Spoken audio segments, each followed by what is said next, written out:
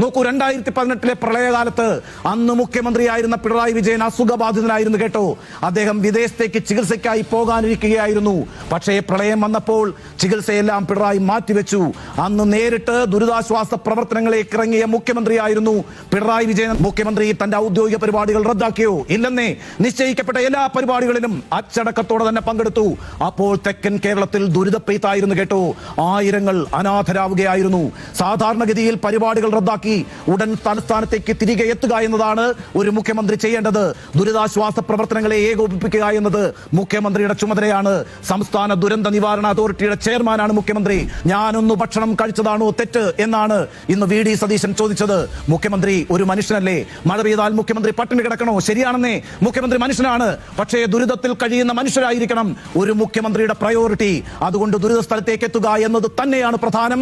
പ്രവർത്തനങ്ങളെ ഏകോപിപ്പിക്കുക എന്നത് തന്നെയാണ് പ്രധാനം. ദുരിത സ്ഥലത്തേക്ക് വരണോ എന്ന് ഉദ്യോഗസ്ഥരോട് വിളിച്ചു ചോദിച്ചത്രേ. വരണ്ട എന്ന് അവർ മറുപടി പറഞ്ഞത്രേ. അതുകൊണ്ട് തിരുവനന്തപുരത്തേക്ക് വന്നില്ലത്രേ. എങ്ങനെയുണ്ട് നോക്കൂ, 2018-ലും 2019-ലും പ്രളയമുണ്ടായപ്പോൾ അതിനെ പ്രതിരോധിക്കാനുള്ള എല്ലാ പ്രവർത്തനങ്ങളെയും ഏകോപിപ്പിച്ചത് അന്ന് മുഖ്യമന്ത്രിയായിരുന്ന പിണറായി വിജയനായിരുന്നു. പിന്നീട് കോവിഡ് വന്നപ്പോഴും മുന്നിൽ നിന്നത് മുഖ്യമന്ത്രി തന്നെയായിരുന്നു. അതുകൊണ്ടാണെന്നേ 2021-ൽ CPM-നും LDF-നും തുടർ ഭരണമുണ്ടായത്. അന്ന് പ്രതിപക്ഷത്തിന് സർക്കാരിനെതിരെ ഒന്നും നാവുയർത്താൻ പോലും കഴിഞ്ഞിട്ടില്ല കേട്ടോ. ആ പാഠം നമുക്ക് മുന്നിലുണ്ട്. അപ്പോഴാണ് മിന്നൽ പ്രളയം സംഭവിക്കുമ്പോൾ വി.ഡി. സതീശൻ മലബാറിലെ പരിപാടികളിൽ വ്യാമുക്തനായത്. അതുകൊണ്ടാണ് ഒരു ഭക്ഷണം വിവാദമാകുന്നത്. ഒരു ദുരന്ത സാഹചര്യത്തിലാണെന്നേ ആ റീലുകൾ പുറത്തേക്ക് വന്നത്. ഭക്ഷണമല്ല, മറിച്ച് ആ സാഹചര്യമാണ് പ്രശ്നം. അതാണ് യഥാർത്ഥ വിവാദം. അത് പോകട്ടെ, ആ ഹെലികോപ്റ്റർ മുഖ്യമന്ത്രി സ്വകാര്യ ആവശ്യത്തിന് ഉപയോഗിച്ചു. അതാണ് പ്രശ്നം.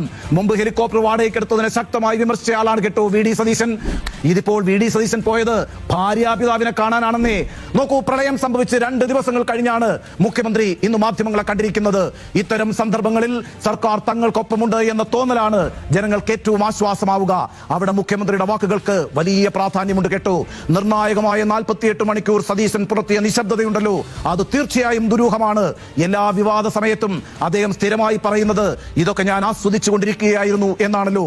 ഏതായാലും പ്രളയകാലം അങ്ങനെ ആസ്വദിക്കാൻ കഴിയാത്തൊരു കാലമാണ്.